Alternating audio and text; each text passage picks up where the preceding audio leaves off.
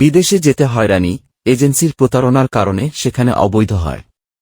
বিস্তারিত জানতে ভিডিওটির শেষ পর্যন্ত দেখুন। জনশক্তি রপ্তানিতে বাংলাদেশ অনেক এগিয়েছে। বিদেশে বাংলাদেশের জনশক্তি প্রশংসিত হচ্ছে, চাহিদাও রয়েছে। দেশের রেমিট্যান্স প্রবৃদ্ধি ও অর্থপ্রবাহ সচল রাখতে জনশক্তির ভূমিকাও গুরুত্বপূর্ণ। কিন্তু জনশক্তি রপ্তানির ক্ষেত্রে অপবাদ যেন বাংলাদেশের ললাটলিখন হয়ে দাঁড়িয়েছে। জনশক্তি রপ্তানির সঙ্গে জড়িত কিছু অসাধু ব্যবসায়ের কারণে অনেক সময় মানুষকে প্রতারিত হতে হয়। টাকা হারিয়ে অনেককে পথে বসতে হয়। বিদেশে যাওয়ার পরও অনেকের প্রতারিত হওয়ার খবর পাওয়া যায়। উপার্জনের জন্য বিদেশে যেতে অনেককে ভিটামাটি বিক্রি করতে হয়। কিন্তু সর্বস্ব বিক্রি করে বিদেশে যাওয়ার পর রিক্রুটিং এজেন্সির প্রতারণার কারণে সেখানে অবৈধ হওয়ার আশঙ্কা থাকে।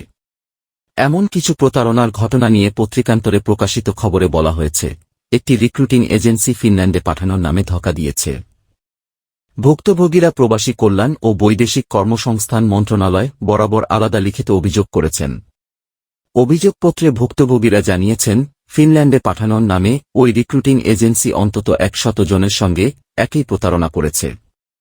প্রবাসী কল্যাণ মন্ত্রণালয়ে লিখিত অভিযোগে একজন বলেছেন, 2023 সালের এপ্রিলে ফিনল্যান্ডে যেতে তিনি সংশ্লিষ্ট রিক্রুটিং এজেন্সিকে 3 লাখ টাকা ও পাসপোর্ট দেন।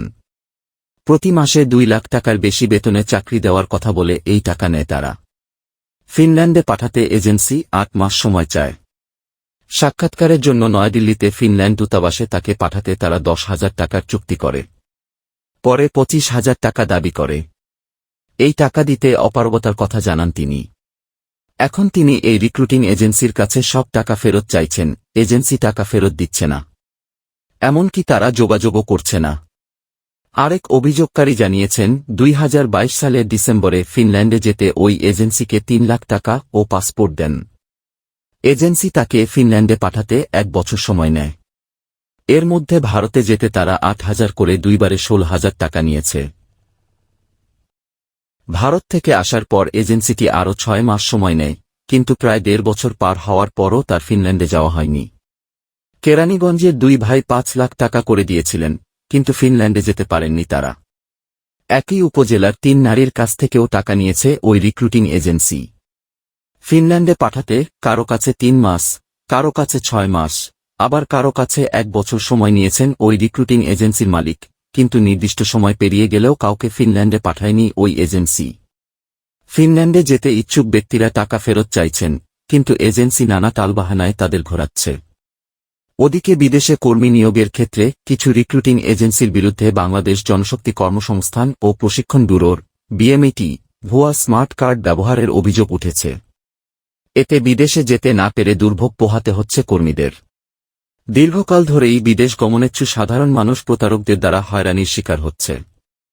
মিথ্যা আশ্বাস, প্রলোভন, বৈধভাবে বিদেশে পাঠানোর কথা বলে অবৈধভাবে বিদেশে পাঠানোর ঘটনা ঘটছে। মিথ্যা বিজ্ঞাপন প্রচারের দ্বারা অসংখ্য মানুষ যে শুধু সর্বশান্ত হচ্ছে তাই নয়, অনেক ক্ষেত্রেই মানুষকে বিপদে পড়তে হচ্ছে। প্রতারণা বন্ধে অবিলম্বে কার্যকর ব্যবস্থা নেওয়া হবে। সব প্রতারক রিক্রুটিং এজেন্সির বিরুদ্ধে আইনগত ব্যবস্থা নেওয়া হবে, এটাই আমাদের প্রত্যাশা।